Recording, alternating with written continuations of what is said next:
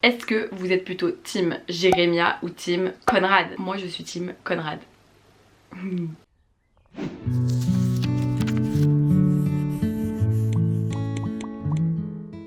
Coucou tout le monde! Je vous retrouve aujourd'hui pour parler de la série dont tout le monde parle en ce moment, qui est donc inspirée d'une trilogie. Il s'agit de L'été où je suis devenue jolie, qui est une trilogie de Jenny Han publiée aux éditions Albin Michel Jeunesse. Et j'avais envie de vous en parler parce que je viens tout juste de terminer la saison 2. Donc dans cette vidéo, on va parler de la trilogie, puis de la série.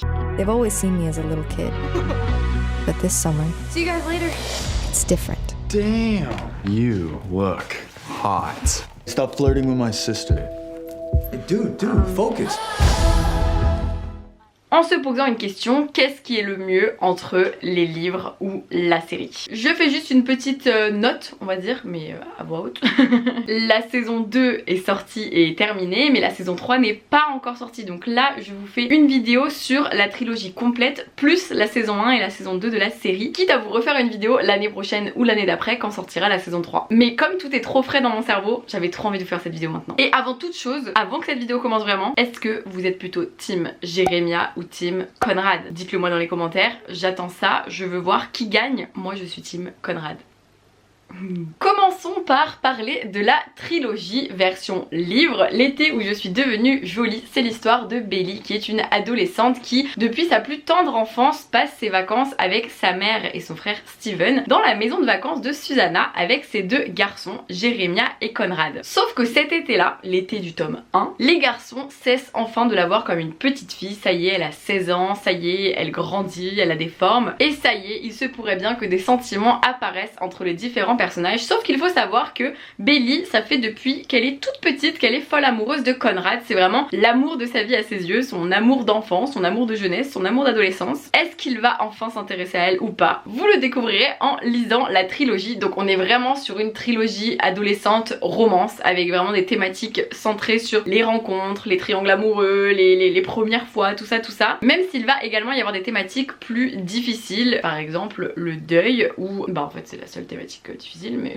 elle est assez omniprésente dans toute la trilogie et dans toute la série. Donc je vous dis un petit mot sur la trilogie avant qu'on passe à la série. C'est donc bien évidemment garanti sans spoil durant toute la vidéo, donc pas d'inquiétude. On commence par parler du tome 1 qui est mon préféré de la trilogie personnellement, parce que pour moi le tome 1 c'est vraiment celui qui pose les bases, qui nous fait rencontrer les personnages. On a vraiment une bonne ambiance, summer vibe, tout ça, avec des rencontres, des premières fois, des questionnements d'adolescence qui tournent en boucle dans la tête de Belly et des autres personnages d'ailleurs, mais principalement de Belly. Et c'est vrai que Belly, bon bah elle va un peu voilà découvrir que les garçons s'intéressent à elle, que ce soit Jérémia et Conrad ou d'autres garçons, et elle va un petit peu essayer plein de choses, et en même temps bah libre à elle en fait, parce que justement c'est l'adolescence, c'est le moment où on teste, on essaye et on se rend compte de ce qui marche pas, où est-ce que les sentiments sont et où est-ce qu'ils ne sont pas. Donc c'est vraiment un tome 1 que j'ai apprécié, qui pose les bases, qui nous fait nous attacher à un peu tous les personnages, même les personnages secondaires on va dire, parce que la mère de Belly et Susanna, sa meilleure amie, sont vraiment deux femmes que je trouve extrêmement touchantes. Je les aime beaucoup et j'y suis beaucoup attachée, et ça a commencé dès le tome 1. Ça reste un livre assez cliché classique hein, niveau histoire d'amour adolescente en été. Plus cliché c'est difficilement faisable, mais ça fait du bien quand même. Moi je trouve que ça met du baume au cœur en été, donc vraiment c'est pour ça c'est vraiment un livre top. Après ça peut paraître un petit peu vieillot sur certains aspects.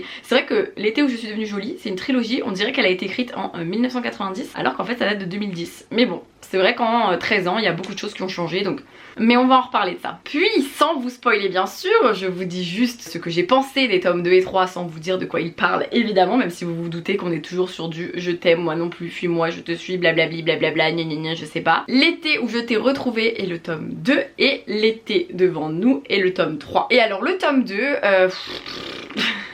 il est un peu mou, genre c'est un peu lent, c'est un peu long, il se passe pas grand chose. L'histoire en elle-même dure le même nombre de pages que le tome 1 mais se passe sur 5 jours je crois. Donc c'est un peu perturbant niveau timing et tout. Et puis ouais, il se passe pas grand chose, on est vraiment sur du love quoi, mais en même temps ça m'empêchait pas d'avoir trop hâte de savoir la fin, mais en même temps je trouve que ouais là on avance pas trop. Pour moi c'est le tome le plus ennuyeux je dirais. Et ici nous avons le tome le plus what the fuck, le tome 3 qui est délirant, et en fait c'est le pire tome parce que vraiment je pense que j'ai levé les yeux au ciel au moins autant de fois qu'il y a de pages dans ce roman. Donc vraiment c'est pour vous dire, il a le même nombre de pages que les autres encore une fois, et En fait dès le début, en fait j'ai trop hâte de voir la série, ça me fait trop rire. Bref, dès le début du livre il se passe des trucs trop chelous et tout au long c'est un peu un délire. Alors après les personnages savent un peu que c'est un délire, mais je sais pas, c'est vraiment bizarre. Mais en même temps, encore une fois, ça ne m'a pas empêché d'avoir trop envie de continuer jusqu'à la fin et d'avoir le fin mot de l'histoire, évidemment, le fin mot de la trilogie. Et c'est vrai que tout à l'heure je vous parlais du côté un peu vieillot, le tome 3 c'est le pire, mais c'est un peu étonnant. Mais vraiment le tome 3,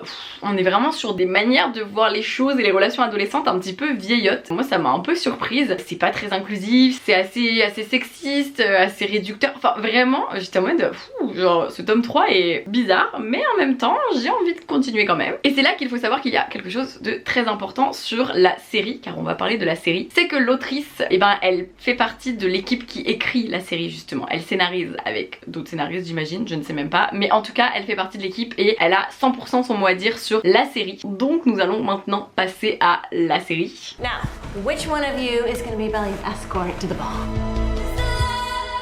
Wow, guys, stop fighting over me. La saison 1 est sortie l'année dernière sur Prime Video, la saison 2 est sortie cet été et la saison 3 devrait sortir l'année prochaine, mais avec la grève des scénaristes ce n'est point sûr. Peut-être que ce sera l'année d'après, ce serait dommage parce qu'il y avait un bon mood là, mais bon c'est pas grave, c'est comme ça. Donc je vous le disais, dans les livres, niveau discours et tout ça, on est vraiment, c'est un peu vieillot, c'est un peu, ouais c'est un peu vieille école. Et alors la série elle modifie absolument tout ça et je trouve ça génial. En fait la série elle est méga moderne, elle est méga inclusive, on va vraiment avoir beaucoup d'ajouts de personnages qui vont amener justement de la diversité dans l'histoire, parce que vraiment quand tu lis les livres t'es en mode comme je vous disais, on dirait que ça a été écrit avant ma naissance quoi.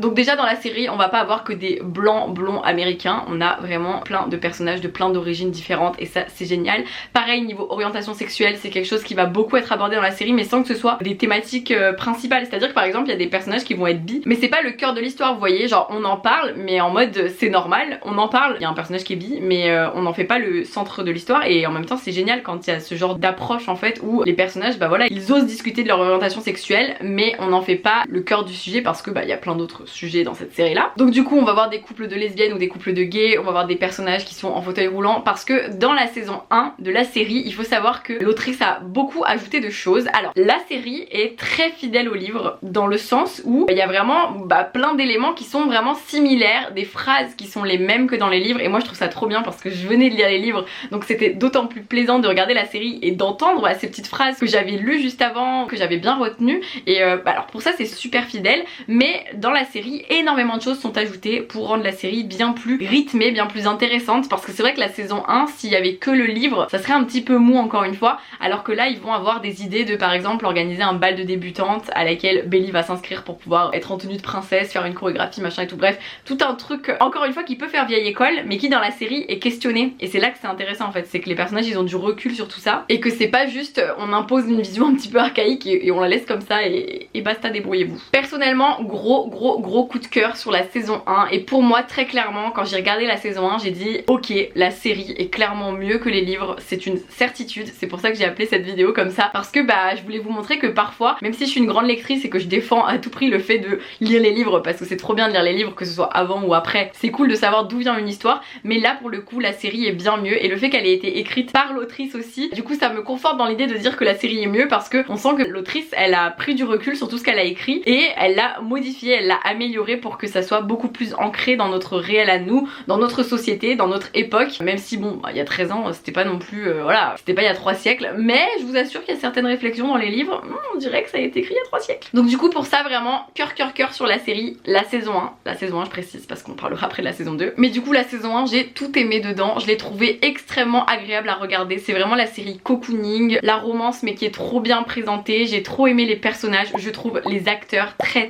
bien choisis, je trouve qu'ils jouent très bien, ouais en plus bon moi je suis amoureuse de Conrad bien sûr, mais bon chacun sa team. Même les personnages de Laurel et Susanna, les mamans donc, sont hyper bien choisis et vont avoir davantage d'importance dans la série, donc on va d'autant plus s'attacher à elles et moi je trouve ça d'autant mieux parce que j'adore ces personnages là. Donc c'est drôle, ça donne un petit sentiment de nostalgie aussi quand on est comme moi et qu'on a 25 ans et qu'on a donc absolument plus 16 ans. Je vous disais que les deux mamans étaient plus importantes, mais Steven et Taylor ont aussi beaucoup plus d'importance. Steven le frère de Belly et Taylor sa meilleure amie, ils ont beaucoup plus d'importance dans la série qu'ils n'en ont dans les livres, donc encore une fois très agréable car ce sont des personnages que j'adore et que j'ai d'autant plus adoré dans la saison 2. C'est une série qui est extrêmement émouvante, j'ai pleuré toutes les larmes de mon corps en regardant le dernier épisode, youpi.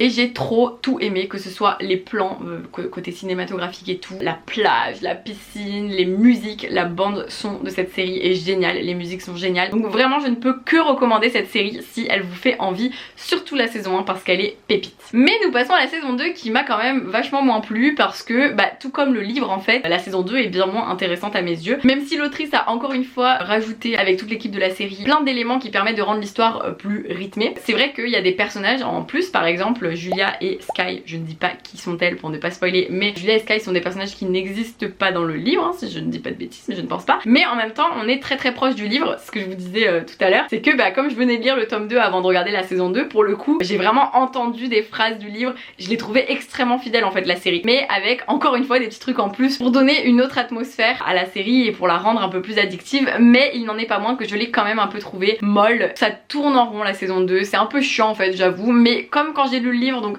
ça m'étonne pas tellement, mais en même temps je la trouve quand même bien moins bien que la saison 1 qui elle avait vraiment ce goût de fraîcheur d'été, mais ça ne m'a pas empêché d'adorer regarder chaque épisode et ça ne m'empêche pas d'avoir méga hâte de voir la saison 3. Donc pour la saison 2 je vous la recommande si vous avez regardé la saison 1, mais en l'occurrence voilà, faut pas s'attendre à ce qu'elle soit aussi géniale que la saison 1 à mes yeux. Mais du coup ça m'intéresse si vous avez vu les deux saisons, dites-moi dans les commentaires laquelle vous avez préférée et est-ce que vous avez le même avis que moi, est-ce que vous aussi vous avez trouvé la saison 2 quand même en dessous de la saison 1, mais après comme je vous le disais dans les livres c'est pareil donc je m'attendais pas à autre chose. Une question subsiste à présent, est-ce que la saison 3 sera aussi fidèle que les saisons précédentes par rapport au livre? Alors pour ma part je ne dis rien sinon je vais vous spoiler le tome 3, donc je ne peux pas dire si j'ai envie que ce soit fidèle ou pas, mais je peux rien dire, on verra.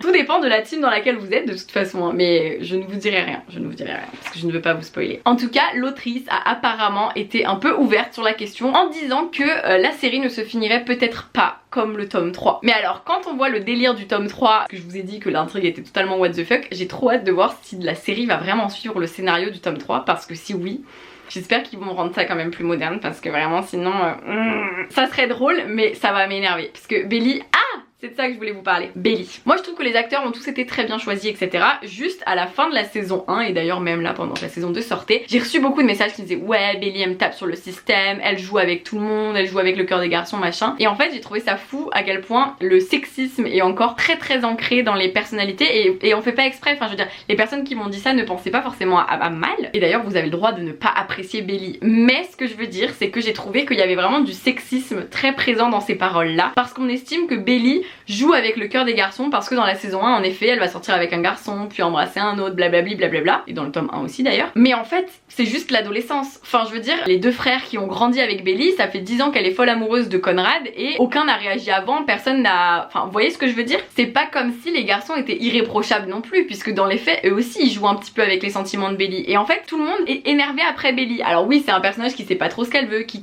tatillonne, qui touche à tout, mais en fait quand je vous parlais du sexisme c'est que quand un garçon a plein de conquêtes dans les esprits c'est ancré que bah voilà c'est un beau gosse qui collectionne les filles, alors que quand c'est une fille qui fait ça tout de suite c'est oh là là mais elle abuse, elle joue avec tout le monde, elle joue avec les sentiments des autres. Mais les garçons ils jouent avec ses sentiments depuis 10 ans en fait et ça dérange personne. Donc je voulais appuyer là-dessus quand même si évidemment moi aussi des fois Belly elle m'a énervée, j'ai pu la trouver un petit peu vexante dans ce qu'elle a pu faire à certains garçons, même pas forcément Conrad et Jérémia, mais j'aime pas ce côté Belly vraiment la meuf elle joue trop avec le cœur des autres, c'est j'aime pas, je tenais à en parler. Après vous êtes libre de penser ce que vous voulez, mais je veux juste que vous ayez ce recul justement de vous dire c'est vrai que peut-être que j'ai un petit peu raccourci et qu'en fait bah voilà Belly c'est juste une ado comme tous les ados de 16 ans qui parfois font bisous par-ci puis font bisous par-là et ça arrive. Puis pour le coup elle a attendu 16 ans avant de commencer à papillonner par-ci par-là, donc autant vous dire qu'elle a eu de la patience quand même hein, parce que les deux beaux gosses là avec qui elle passe des études tous les ans, elle aurait pu craquer plus tôt. Bref je voulais en parler et donc nous verrons pour la saison 3 si je ferai une vidéo ou non. Dans tous les cas j'ai hâte que vous me disiez dans les commentaires Team Jérémia ou Team Conrad et quelle est la saison que vous avez préférée, si vous avez lu les livres ou pas lu les livres ou tout ça, bah dites-moi du coup justement ce que vous en pensez, est-ce que vous avez le même avis que moi et si vous avez lu le tome 3, mais j'espère que vous avez le même avis que moi, mais peut-être pas, mais bref. En tous les cas je ne conseille pas forcément de lire le tome 3 sans lire les tomes précédents parce qu'il va peut-être vous manquer des petits éléments puisque la série même si elle est fidèle, il y a des petits trucs qui changent un petit peu, donc si vous voulez lire la trilogie moi je vous conseille de la lire complètement, mais vous pouvez lire que le tome 3, ce sera pas si bizarre en vrai. Enfin si, un petit peu quand même. Pour certains trucs, je pense que par exemple le personnage de Conrad, je le trouve bien plus insupportable dans les livres que dans la série. Donc je me dis que tous les gens qui sont team Jérémia en regardant la série, mais alors si vous lisiez les livres, vous détesteriez encore plus Conrad. Bref, dites-moi tout dans les commentaires. Je vous souhaite une très belle journée, de très belles lectures. Je vous dis à très vite pour une prochaine vidéo et passez de très belles lectures d'ici là. Bisous et team Conrad. Conrad.